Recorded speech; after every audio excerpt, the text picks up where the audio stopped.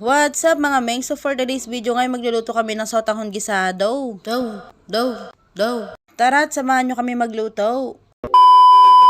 Bali to ko nga ang gagamitin namin din pang sahog, imbis na baboy o manok. Syempre for the tipid ng mga person. Kaya sa mga nag-crave dyan na tight lang ang budget, abay kayang-kaya nyo ring lutuin to. Sa halagang 90 pesos nga lang, ay makakapagluto na kayo ng gento. Nagbalat at nagayat na nga ng bawang ang Mami Jen. At pati na rin ng sibuyas. Bali gagamit nga din kami ng bell pepper din pandagdag lasa na rin at aroma. At habang nagpe-prepare nga ang Mami Jen ng mga ingredients sa gagamitin namin din ako naman ang taga-video. Hindi naman kasi talaga biro ang gumawa ng content. Katulad ngayon, habang nagvo-voice over ako ay may tilaok na manok.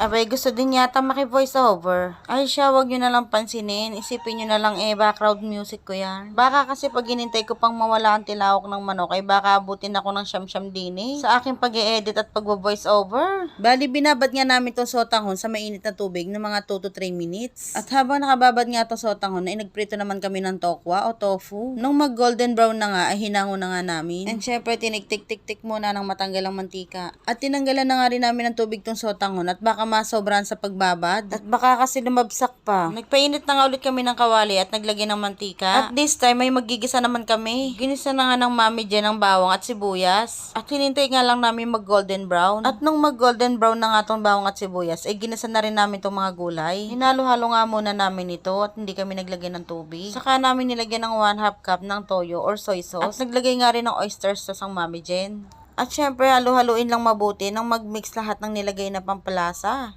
Naglagay na nga rin kami ng pamintang durog. Pagkatapos nga, hinalo lang ng bahagya at tinakpan muna. Malambot na nga itong mga gulay, nilahok na nga namin itong tokwa. Syempre, for the halo-halo ulit ang mga person. At isinat aside nga muna itong ginisang mga gulay. At sa pinagisahan nga ng gulay, ay naglagay lang ng 1 cup ng water. Pagkatapos nga nilagay na nga itong pork cubes, toyo, at oyster sauce. At inilagay na nga rin itong aswete na magpapakulay sa buhay mo. Charing. At saka hinalo-halo nang mag-mix lahat ng ingredients at matunaw din yung pork cubes na nilagay namin. At naglagay nga ulit kami ng pamintang durog. Saka inilagay itong sotanghon. At syempre halu-haluin ulit. Huwag kang magsasawang maghalo na maghalo. At ganun talaga pag nagluluto. At last but not the least, nilagay na nga namin itong ginisang gulay at tokwa. At pati na rin yung bell pepper. At dahil nga nababad na itong sotanghon sa mainit na tubig, madali na lang siyang naluto. At tsaran, luto na nga yung sotanghon gisado namin. Tara at mga unata. Uy, kami lang pala. Oh, nakikita nyo ba yan? Yan, nanginginig yung kamay ko. Kasi nga gutom na ako. Diyos ko, nanginginig na yung kamay ko sa gutom. At lalo nga sumarap yung kain ko dahil may partner sa pandesal. Kahit pa puro sunog ang binigay ng tindera kay Mami Jen. At syempre, hindi nga na magpapahuli ang Lucas dahil favorite niya yung mga ganyang luto. At tong si Mami Jen naman ay kanin is life. Kaya lumulusog yung braso Sarap nga, Lucas. Galing mo ah. Alagay! Galing mo mag-taste ah.